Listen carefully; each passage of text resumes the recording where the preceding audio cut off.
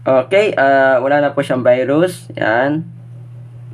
Kita natin yun guys, wala na po lumalabas kahit na mag Messenger tayo,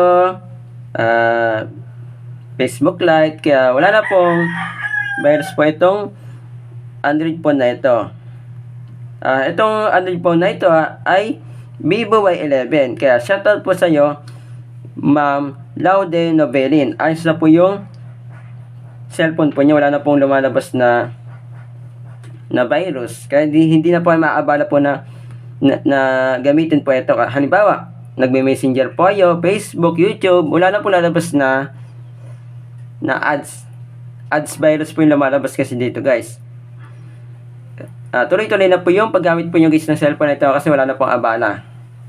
Kaya maraming po salamat po, Ma'am Laude Novelin, sa pagtitiwala po sa akin.